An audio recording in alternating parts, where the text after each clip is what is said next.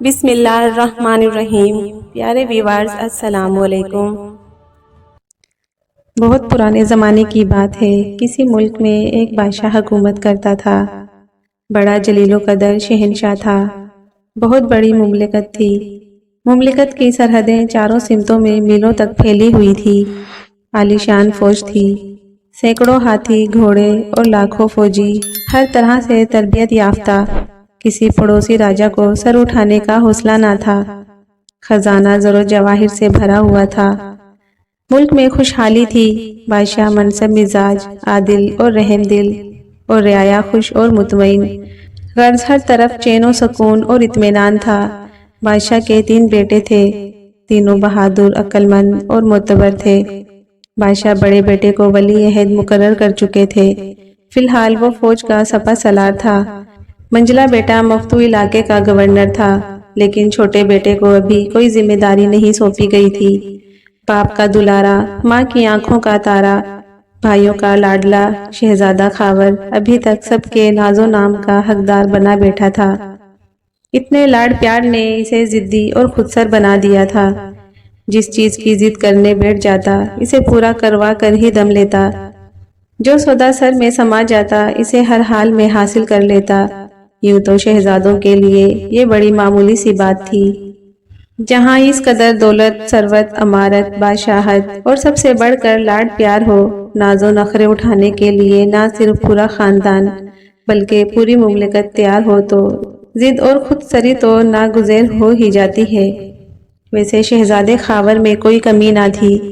خوبصورتی میں یکتا، وجاہت میں لاسانی، ذہانت میں سب سے بڑھ کر، علم و ہنر میں ماہر، بہادری میں شیر، بلند ہمت و دلیر۔ غیر شہزادوں میں جتنی خوبیاں گناتے ہیں وہ سب شہزادے خاور میں موجود تھی۔ دونوں بڑے بھائیوں کی شادیاں ہو چکی تھی۔ بھاوجیں ناز و نخرے بھی اٹھاتی اور ساتھ ساتھ مزاحیہ طعنے بھی دینے سے باز نہ آتی کہ دیکھیں تم کون سی حور کی پری بیاہ کر لاتے ہو، تمہاری دلہن تو عرش سے اتر کر آئے گی۔ تمہاری نظروں میں نہ کوئی شہزادی جچتی ہے اور نہ کسی کا کام تمہیں پسند آتا ہے۔ بادشاہ اور ملکہ کو محل میں جشن برپا کرنے کا بڑا شوق تھا۔ محل میں ہر وقت کسی نہ کسی جشن کی تیاریاں چل رہی ہوتی۔ کبھی بہار کا جشن ہے تو کبھی ساون کا میلہ لگا ہے، کبھی موسم سرما کی آمد منائی جا رہی ہے تو کبھی تہواروں کا زور ہے۔ محل میں ہر مذہب و ملت کے تہوار دھوم دھام سے منائے جاتے۔ محل میں ہر دن عید اور ہر رات شب رات ہوا کرتی تھی۔ اس روز محل میں جشن نوروز کی تیاریاں تھی۔ ملکہ عالیہ نے انتظام کی کل ذمہ داری اپنی دونوں بہوؤں پر ڈال دی تھی۔ ایک کے سپرد محل کی سجاوٹ تھی اور دوسرے کی ذمہ کھانے پکوانے کا انتظام تھا۔ دونوں دلہنیں اپنی اپنی خواصوں اور کنیزوں کے ساتھ جی جان سے لگی ہوئی تھی، کیونکہ بادشاہ سلامت نے اعلان کیا تھا جس دلہن کا انتظام زیادہ اچھا ہوگا اسے سچے موتیوں کا وہ ہار دیا جائے گا جو چین کے بادشاہ نے تحفتاً بھیجا تھا اور جس کا ہر موتی فاختہ کے انڈے کے برابر تھا۔ جشن کا وقت ہوا۔ دربار خاص میں بادشاہ اور ملکہ کی تشریف آوری ہوئی۔ بڑی دلہن نے جس طرح ایوان خاص کی تزئین و آرائش کی تھی وہ ملکہ عالیہ کو بے حد پسند آئی۔ انہوں نے دل کھول کر بڑی دلہن کی تعریفیں کی اور یقین دلایا کہ موتیوں کا انمول ہار انہی کے حصے میں آئے گا۔ جب دسترخوان بچھایا گیا تو بادشاہ بے ساختہ داد دینے پر مجبور ہو گئے۔ ایک ایک ڈش ایسی لذیذ تھی کہ بادشاہ کے پاس تعریف کے لیے الفاظ کم پڑ گئے اور انہوں نے اعلان کر دیا کہ انعام کی حقدار منجلی دلہن ہے۔ جب بادشاہ اور ملکہ میں بحث چھڑ گئی اور کوئی حل نظر نہیں آیا تو چھوٹے شہزادے کو بلایا گیا کہ وہ جو فیصلہ کرے گا بادشاہ اور ملکہ کو منظور ہوگا۔ شہزادے خاور کے سامنے جب مقدمہ پیش ہوا تو اس نے بے نظر سجاوٹ کا معائنہ کیا، پھر دسترخوان کی ہر ڈش چکھی اور ہر چیز میں عیب نکال دیتے سجاوٹ کی تعریف کی تو یہ بھی جتا دیا کہ یہاں اگر ایسا ہوتا تو زیادہ بہتر ہوتا۔ اسی طرح کھانے میں تعریف کے ساتھ تنقید بھی کر دی، اس میں میٹھا ذرا کم ہوتا تو بات ہی کچھ اور ہوتی۔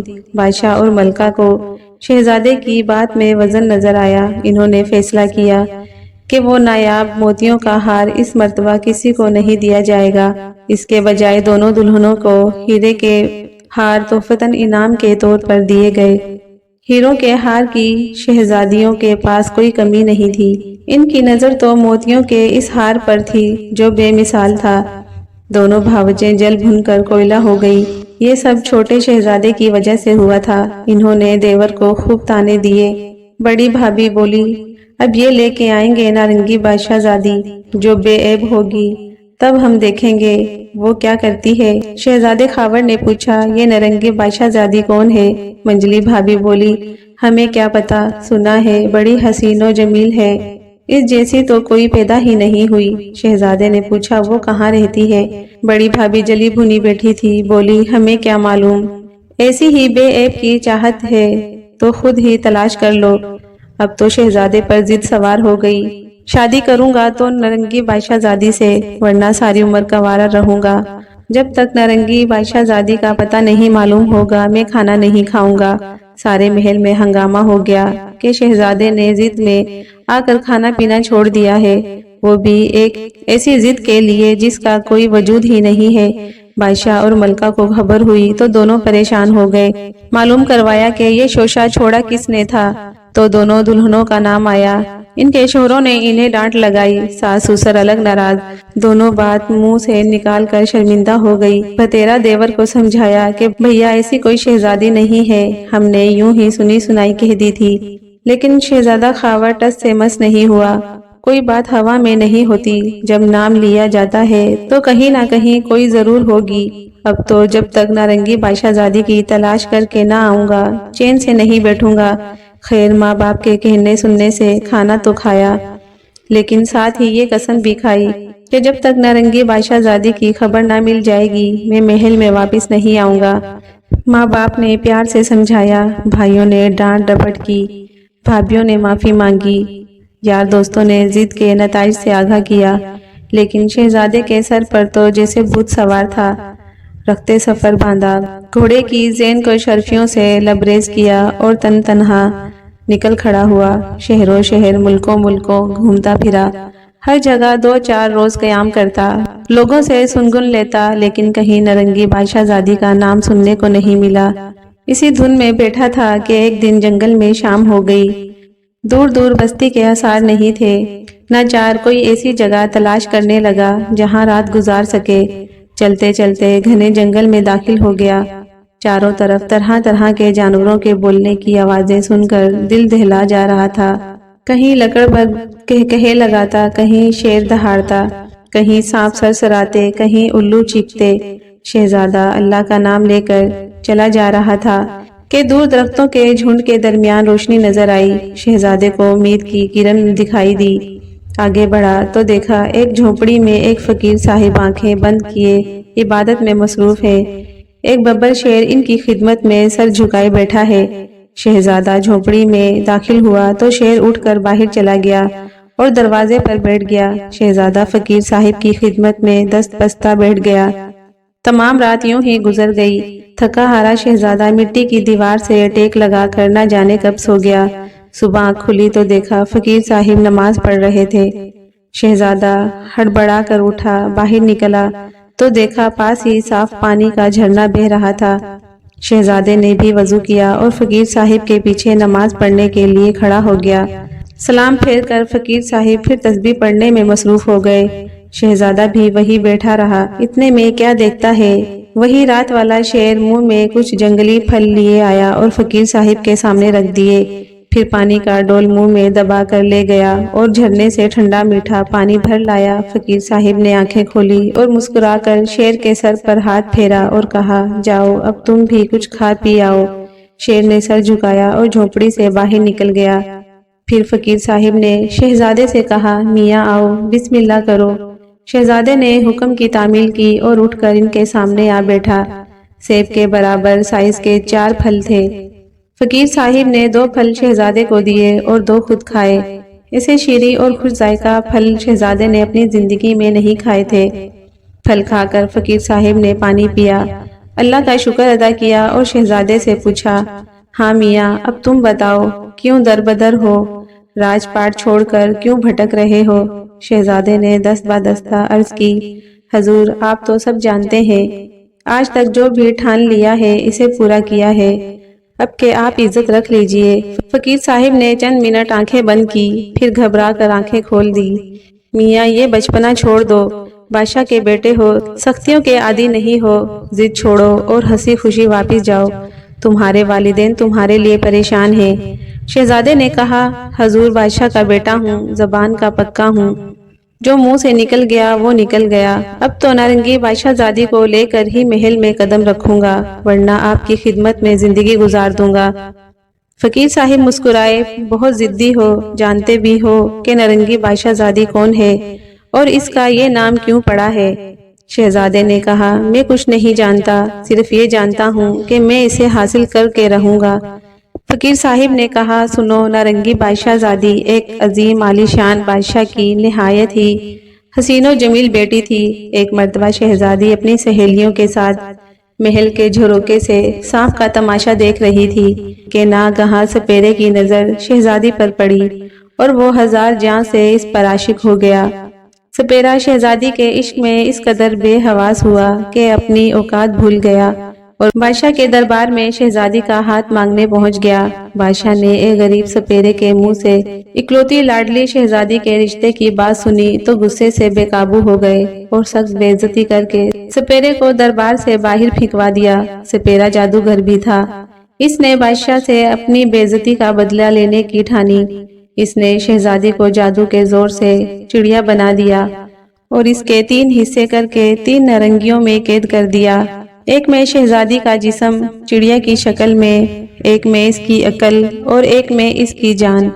تینوں نارنگیاں شہر طلسمات کے باغ میں ایک پیڑ پر لٹکا دیا۔ اول تو اس پیڑ تک پہنچنا بے حد مشکل کام ہے، اگر کوئی پہنچ بھی جائے تو تینوں نارنگیاں توڑ لے اور پیچھے مڑ کر دیکھے بغیر واپس آئے۔ کسی پانی کے کنارے تینوں نارنگیاں ایک ساتھ کھولی جائیں تاکہ تینوں چڑیاں مل کر ایک جان ہو جائیں، پھر انہیں پیاس لگے گی، جیسے ہی وہ پانی پیے گی لڑکی بن جائے گی۔ اگر شادی سے پہلے شہزادی کو کوئی حادثہ پیش آیا تو وہ پھر سے چڑیا بن جائے گی اور صرف وہی شخص اسے دوبارہ لڑکی کے روپ میں لا سکتا ہے جس نے اسے پہلی بار لڑکی بنایا تھا۔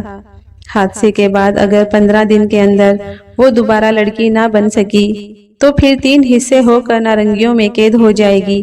فقیر صاحب کے منہ سے ساری تفصیل سن کر شہزادہ خاور چکرا گیا، لیکن ہمت نہ ہارا۔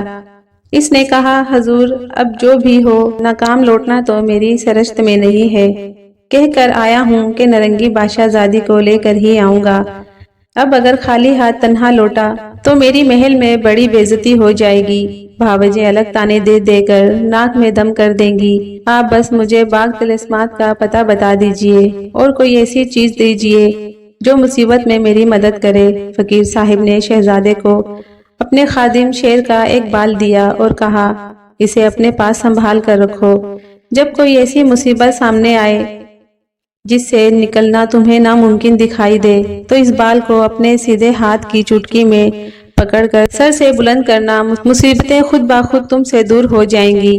مشرق کی سمت میں سیدھے چلے جاؤ، 1 ماہ کی کڑی مسافت کے بعد تمہاری منزل تمہارے سامنے ہوگی، لیکن یاد رکھنا باغ طلسمات میں چاہے کچھ دیکھو کچھ سنو، پیچھے مڑ کر مت دیکھنا ورنہ پتھر بن جاؤ گے، اب جاؤ، میری عبادت میں خلل مت ڈالو۔ اتنا کہہ کر فقیر صاحب نے پھر آنکھیں بند کر لی اور شیر آ کر ان کی خدمت میں بیٹھ گیا۔ یہ اشارہ تھا کہ اب شہزادہ خاور کو رخصت ہو جانا چاہیے۔ چنانچہ شہزادے نے فقیر صاحب کی قدم بوسی کی، شیر کو سلام کیا اور کٹیا سے باہر نکل آیا۔ ہلکی ہلکی صبح کی دھوپ چاروں طرف پھیلی ہوئی تھی، سبزے کی مہک اور پرندوں کی چہکار ماحول میں گھلی ملی تھی۔ شہزادے نے جھرنے کے ٹھنڈے پانی سے غسل کیا اور پاس کے درخت پر لگے کچھ پھل توڑ کر اپنے جھولے میں ڈالے، دن بھر کے کھانے پینے کا انتظام کیا اور اللہ کا نام لے کر مشرق کی طرف نکل کھڑا ہوا۔ دن بھر سفر کرتا اور رات کو کسی بستی یا صحرا میں آرام کر کے اپنی تھکان اتارتا۔ 1 ماہ کی مسافت کے بعد ایک گھنے جنگل میں پہنچا۔ جنگل اتنا گھنا تھا کہ وہاں سورج کی روشنی بھی نہیں پہنچتی تھی۔ لمبے لمبے پیڑ اوپر جا کر اس طرح مل گئے تھے کہ روشنی کی کرن نیچے نہیں آ سکتی تھی، شاید کبھی کسی آدم ذات نے قدم رکھنے کی ہمت بھی نہ کی ہو۔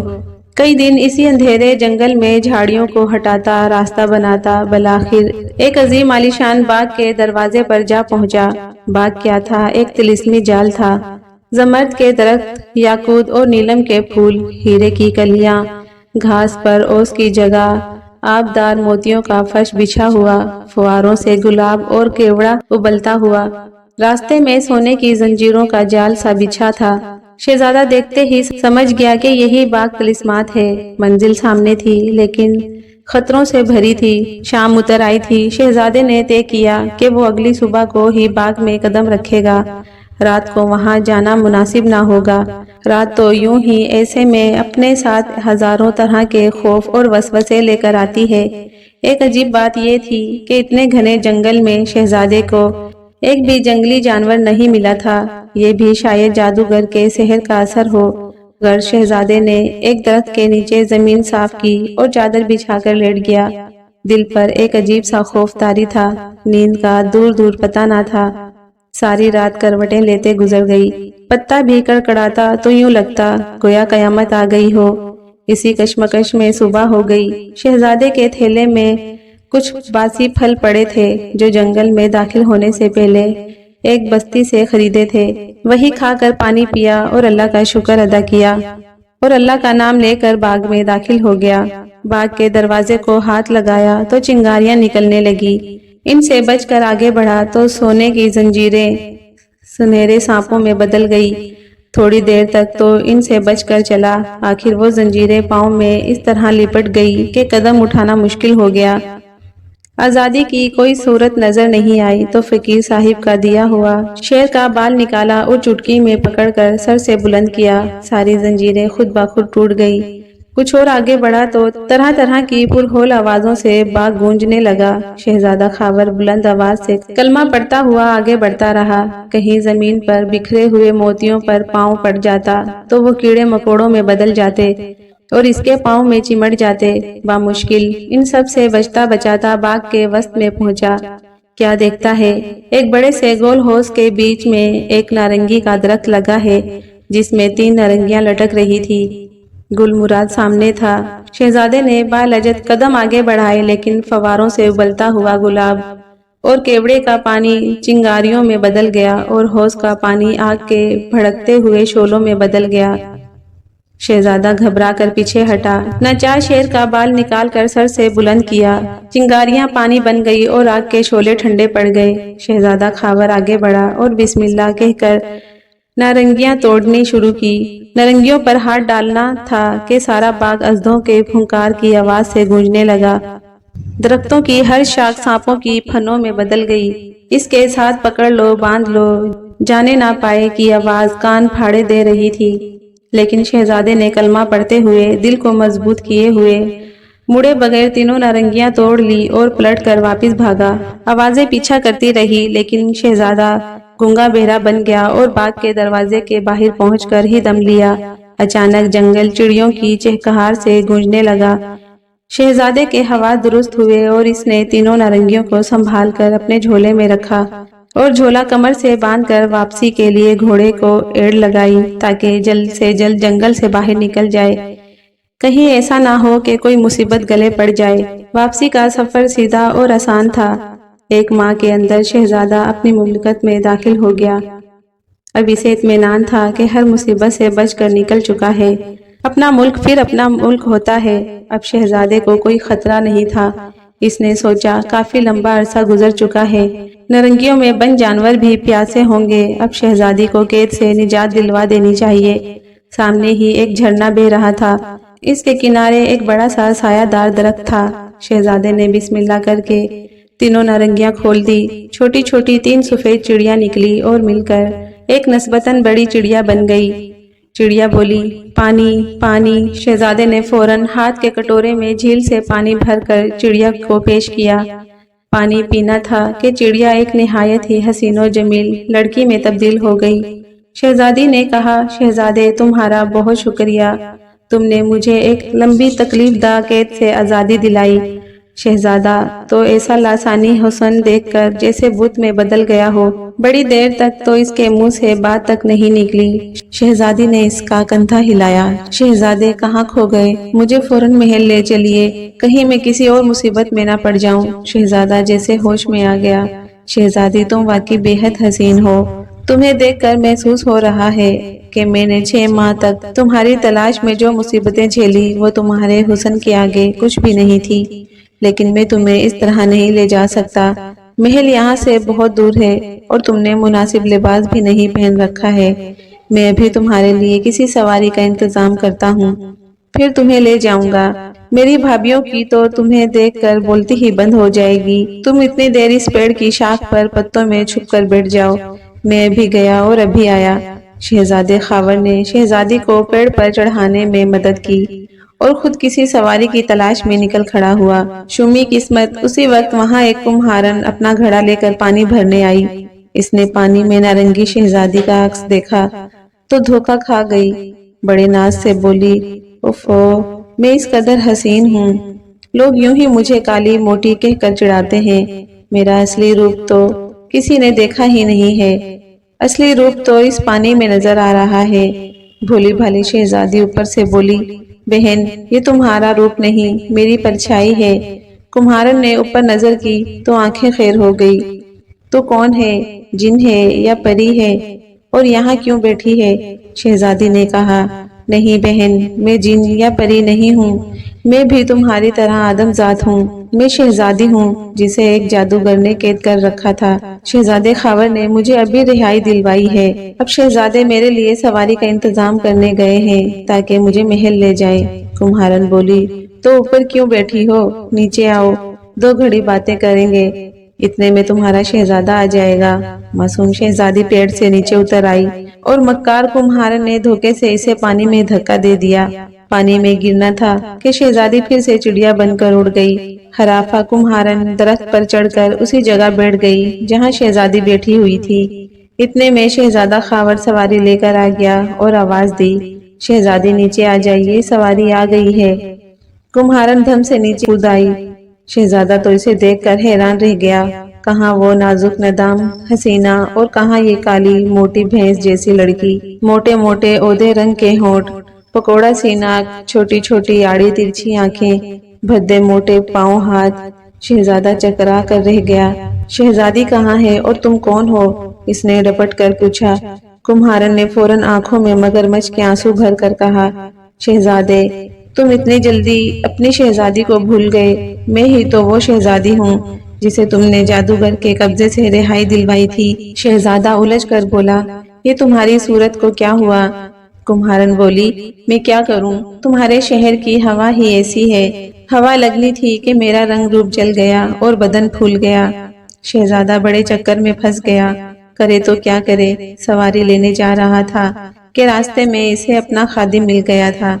اس نے خادم سے کہلوا دیا تھا کہ محل میں جا کر کہہ دینا میں نارنگی بادشاہ زادی کو لے کر آ رہا ہوں، وہاں سب منتظر ہوں گے۔ اس موٹی بھینس کو محل میں لے جائے تو کس منہ سے؟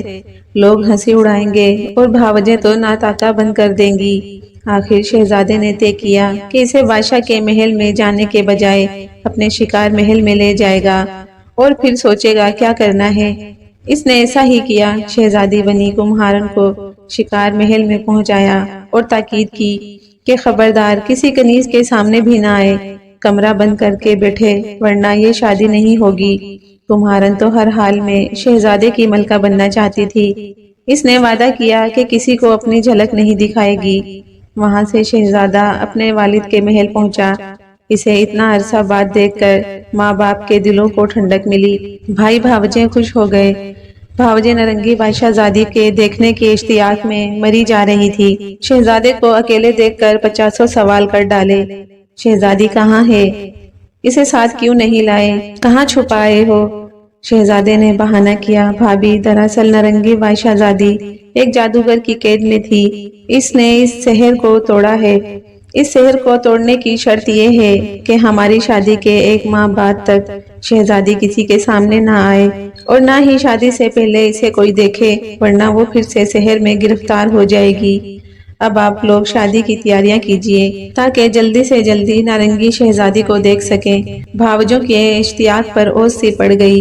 بہرحال محل میں شہزادہ خاور کی شادی کی تیاریاں زور و شور سے شروع ہو گئی، لیکن شہزادہ خود بڑی کشمکش میں پھنسا ہوا تھا۔ کرے تو کیا کرے؟ نارنگی شہزادی کے نام پر اس کالی موٹی عورت سے شادی کرنے کو وہ کسی طور پر تیار نہیں تھا، لیکن کرے تو کیا کرے؟ کیسے اس جنجال سے جان چھڑائے؟ شہزادے کی ہدایت کے مطابق کمہارن ابھی تک کنیزوں کے بھی سامنے نہیں آئی تھی۔ دوسری طرف بھاوجوں کے جذبہ شوق کا یہ حال تھا کہ وہ کرید کر ہر ایک سے پوچھتی تھی، آیا کسی نے نارنگی بادشاہ زادی کی جھلک دیکھی ہے کہ نہیں؟ اسی طرح شادی کا دن آ گیا۔ شہر کی شرطوں کے مطابق نکاح شکار محل میں ہی ہوگا اور قاضی صاحب پردے کے پیچھے سے دلہن سے منظوری لیں گے، لیکن شادی سے پہلے کی دلہا والوں کی تمام رسمیں شاہی محل میں ہوں گی۔ شہزادہ بیچارہ اپنی عقل کے مطابق اس کوشش میں تھا کہ کم سے کم فی الحال دلہن کو کوئی نہ دیکھ سکے، بعد کی بعد میں دیکھی جائے گی۔ اس دن دلہا والوں کے یہاں مہندی کی رسم تھی۔ محل مہمانوں سے بھرا تھا۔ باورچی خانے میں طرح طرح کے کھانے پک رہے تھے۔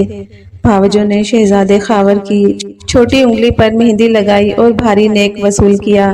یہ رسم سالیوں کے ساتھ ہوتی ہے، لیکن خاور کی تو کوئی سالی تھی ہی نہیں، اس لیے بھاوجوں نے اپنے ارمان پورے کر لیے۔ رسم کے بعد خاور باہر اپنے دوستوں میں آ کر بیٹھا۔ دسترخوان بچھ چکا تھا۔ شہزادہ خاور احباب کے ساتھ کھانے کے لیے بیٹھا تو دیکھا کہ دسترخوان پر کباب نہیں ہے۔ اس نے فوراً خادم کو کبابوں کے لیے دوڑایا۔ ادھر باورچی خانے میں عجیب ہی ماجرا تھا۔ ایک چھوٹی سی چڑیا آ کر روشن دان میں بیٹھ گئی تھی۔ اس نے باورچی سے پوچھا، باورچی جی، یہ آپ کیا کر رہے ہیں؟ باورچی نے حیرانی سے بولتی چڑیا کو دیکھا اور بولا، معلوم ہے آج شہزادہ خاور کی مہندی کی رسم ہے، دعوت کے لیے کباب بنا رہا ہوں۔ چڑیا بولی، باورچی جی آپ تھک گئے ہوں گے، سونے کا وقت ہے، سو جائیے۔ باورچی کباب توے پر رکھ رہا تھا، ویسے ہی سو گیا۔ اتنے میں نوکر کباب لینے آیا، چلا کر بولا، وہاں شہزادے کبابوں کا انتظار کر رہے ہیں اور یہاں یہ باورچی سو رہا ہے۔ چڑیا بولی، تم بھی تھکے ہو بھائی، تم بھی سو جاؤ۔ وہ نوکر بھی سو گیا۔ کبابوں کو دیر ہو رہی تھی۔ شہزادے نے ایک کے بعد ایک خادم کو بھیجا، لیکن چڑیا نے سب کو سلا دیا۔ آخر شہزادہ غصے میں لال پیلا ہوتا ہوا خود باورچی خانے میں آیا تو کیا دیکھتا ہے کہ توے پر کباب جل کوئلہ ہو گئے۔ باورچی اور باقی سب ہی خادم سوئے پڑے تھے۔ اس سے پہلے کہ شہزادہ کچھ بولتا، چڑیا اڑ کر شہزادے کی کلائی پر آ بیٹھی اور بولی، پانی پانی۔ شہزادہ تو چڑیا کو دیکھ کر نہال ہو گیا۔ فوراً کٹورا بھر کر پانی چڑیا کے سامنے رکھا۔ پانی پیتے ہی چڑیا نارنگی شہزادے میں بدل گئی۔ شہزادے کی خوشی کا ٹھکانہ نہ رہا۔ اس نے پوچھا، شہزادی تم کہاں چلی گئی تھی؟ تمہیں کیا حادثہ پیش آیا؟ پریشانیوں نے میری تو جان ہی نکال لی تھی۔ شہزادی نے کہا، شہزادے وقت نہیں ہے، اس سے پہلے کوئی اور آ جائے، مجھے فوراً شکار محل میں لے چلیے۔ وہاں جو بیٹھی ہے وہ دراصل کمہارن ہے، جس نے دھوکے سے مجھے پانی میں دھکا دے دیا تھا۔ شہزادہ پیچھے دروازے سے شہزادی کو لے کر نکلا اور گھوڑے پر بٹھا کر شکار محل لے آیا۔ وہاں کمارن رانی بننے کا خواب سجائے بیٹھی تھی۔ شہزادے نے کہا، جی چاہتا ہے اس کی گردن تن سے جدا کر دوں، لیکن میں یہاں خون خرابہ نہیں کرنا چاہتا۔ نارنگی شہزادی بولی، شہزادے اسے فی الحال محل کے تہہ خانے میں ڈال دیجئے، اس کا فیصلہ بعد میں کریں گے۔ فی الحال آپ محل واپس جائیے، لوگ آپ کا انتظار کر رہے ہوں گے، اور وہاں سونے والوں پر تھوڑا پانی چھڑک دیجئے گا، وہ جاگ جائیں گے۔ شہزادے نے ایسا ہی کیا۔ کمہارن کی چوٹی پکڑ کر اسے تہہ خانے میں ڈال دیا اور خود واپس محل میں آ گیا۔ شہزادہ خوشی سے پھولے نہیں سما رہا تھا۔ اب تک وہ مارے باندھے رسموں میں شریک ہو رہا تھا، لیکن اب پورے دل کی خوشی کے ساتھ ہر رسم میں شامل ہوا۔ اگلے دن شادی تھی، دھوم دھام سے شادی ہوئی، نکاح شکار محل میں ہوا۔ کسی نے بھی دلہن کی صورت نہیں دیکھی، حالانکہ اب اس کی ضرورت نہیں تھی، لیکن ایک مرتبہ شہزادہ جو جھوٹ بول چکا ہے، اسے نبھانا بھی تھا۔ محل میں سب کو ایک ماہ پورا ہونے کا انتظار تھا، جب نارنگی بادشاہ زادی کی منہ دکھائی کی رسم ادا کی جائے گی۔ بھاوجیں مارے اشتیاق اور تھوڑے سے حسد کے مری جا رہی تھی۔ انہوں نے بادشاہ اور ملکہ سے کہا، ہم لوگ دلہن کو ابھی دیکھ تو نہیں سکتے، لیکن اس کے سگڑ پن اور سلیقے کا امتحان تو لے ہی سکتے ہیں۔ آپ کھانا پکانے، کشیدہ کاری اور سلائی کے مقابلہ کروائیے۔ آپ کی تینوں بہویں اس میں حصہ لیں تاکہ آپ کو بھی اندازہ ہو کہ آپ کی نئی دلہن کتنے پانی میں ہے۔ بادشاہ اور ملکہ کو تو یوں بھی تقریبیں برپا کرنے کا شوق تھا۔ اگلے دن بادشاہ نے ملکہ سے کہا، آپ کھانا پکانے کا مقابلہ کروائیں اور تینوں بہویں میٹھا بنا کر ہمارے حضور پیش کریں۔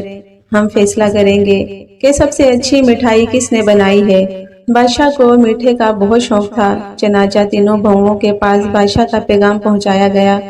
اب بڑی دونوں بھاوجوں کو بے چینی ہونے لگی کہ معلوم کروائیں چھوٹی دلہن کیا بنا رہی ہے، ہم بھی ویسی ہی مٹھائی بنائیں گے۔ انہوں نے کنیزوں سے کہا، معلوم کر کے آؤ۔ نارنگی شہزادی کنیزوں کے سامنے بھی بڑا گھونگھٹ نکالے رہتی تھی۔ کنیزوں نے کن سوئیاں لینے کی کوشش کی۔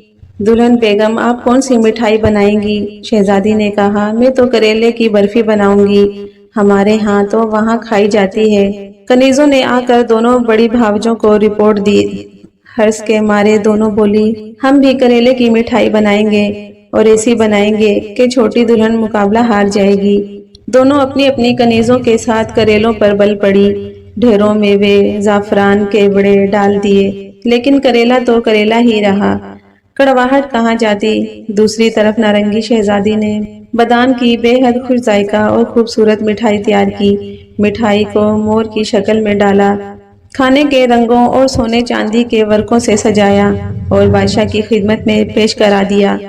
بادشاہ اور ملکہ تو مٹھائی کی شکل دیکھ کر ہی گرویدہ ہو گئے، جبکہ بڑی بہوؤں نے کریلے کی کڑواہٹ دور کرنے کے چکر میں اتنا بھونا اور اتنے لوزیات ڈالے کہ اس کی شکل ہی بگڑ گئی۔ جب چکھنے کی نوبت آئی تو ان دونوں کے بنائے ہوئے کریلے کے کڑوے حلوے کے مقابلے میں چھوٹی دلہن کی مٹھائی لاجواب تھی۔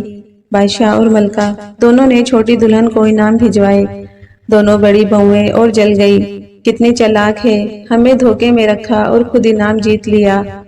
اس کے بعد کشیدہ کاری کا مقابلہ تھا۔ ملکہ نے ایک ایک رومال تینوں بہوؤں کو بھجوایا کہ اسے بہترین طریقے پر کاٹ کر بادشاہ کی خدمت میں پیش کیا جائے۔ دونوں بڑی بھاوجوں کے سر پر پھر ہرس کا بھوت سوار تھا۔ پھر کنیزوں کو بھیجا، معلوم کرو چھوٹی دلہن کس طرح کشیدہ کاری کرے گی۔ کنیز پھر سنگن لینے پہنچ گئی، دلہن بیگم آپ کیسی کشیدہ کاری کریں گی؟ نارنگی بادشاہ زادی بولی، ہمارے ہاں تو کانٹوں سے کڑھائی کرنے کا رواج ہے، ہم لوگ سوئی کا استعمال نہیں کرتے، کانٹوں میں سوراخ کر کے اس سے کشیدہ کاری کرتے ہیں۔ کنیزوں نے جا کر فوراً دونوں بھاوجوں کو اطلاع پہنچا دی۔ وہ دونوں بھی اپنے اپنے محل میں کانٹوں سے کڑھائی کی تیاریاں کرنے لگی۔ ان کا خیال تھا کہ یہ کوئی خاص قسم کی کشیدہ کاری ہوگی، چھوٹی اب کے انعام نہ جیت پائے گی۔ ادھر نارنگی شہزادی نے سوئی دھاگے سے نہایت نفیس گل بوٹے بنائے اور ان میں ملکہ اور بادشاہ کا نام بھی گلاب کے پھولوں سے سجا کر لکھ دیا۔ ادھر بڑی بہوؤں نے کانٹوں سے چھید چھید کر ریشم کے رومال کا ناس مار دیا۔ بادشاہ اور ملکہ کے سامنے تینوں رومال پیش ہوئے۔ ظاہر ہے چھوٹی دلہن کا رومال یہاں بھی بازی لے گیا۔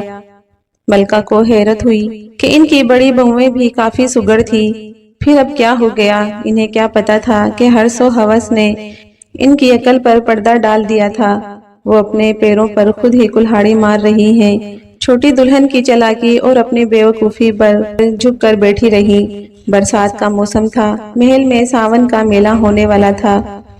ادھر شہزادہ خاور کی شادی کو بھی مہینہ پورا ہونے والا تھا۔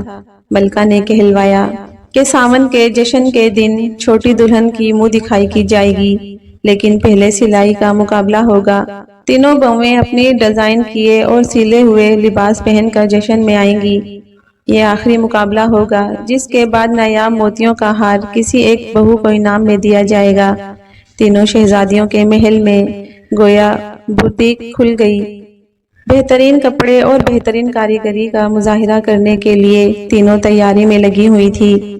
دونوں بڑی بھاوجوں کو پھر گریز ہوئی کہ معلوم کروائیں کہ چھوٹی دلہن کیا لباس بنا رہی ہے۔ پھر کنیزوں کو بھید لینے کے لیے بھیجا گیا۔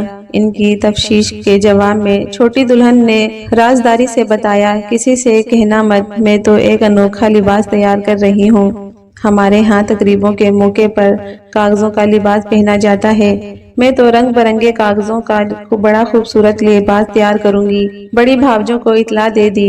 دونوں ہرس اور مقابلے کے جذبے میں اس طرح اندھی ہو رہی تھی کہ عقل اٹھا کر گویا طاق پر رکھ دی تھی۔ انہوں نے ریشم کے تھان اٹھا کر ایک طرف رکھے اور رنگ برنگے ہرے، لال، نیلے کاغذوں کے کترنوں کو جوڑ کر لباس کی تیاریوں میں جٹ گئی۔ ادھر چھوٹی دلہن نے موسم کے لحاظ سے سرخ اور سبز ریشم کو ملا کر نہایت ہی حسین لباس تیار کیا اور ہم رنگ کی بیلیں ٹانک کر ان پر کارچوبی کا کام کیا۔ اس کا لباس بہت ہی حسین نظر آ رہا تھا۔ جشن کے دن محل کے باغ میں سجاوٹ کی گئی تھی۔ پھولوں سے گندے ہوئے جھولے لگائے ہوئے تھے۔ بادشاہ اور ملکہ کے لیے بھی پھولوں سے سجا تخت بچھا ہوا تھا۔ بادشاہ اور ملکہ کی تشریف آوری کے بعد بہوئیں آنا شروع ہوئی۔ پہلے بڑی دلہن کاغذ کے کوسے قزح کے رنگوں میں مزاحیہ خیز لباس پہن کر پالکی سے اتری۔ پھر منجلی دلہن بھی کاغذ کا کڑکڑاتا ہوا لباس پہنے آئی۔ سب سے آخر میں نارنگی بادشاہ زادی اپنے حسین اور نفیس لباس میں پالکی سے اتری۔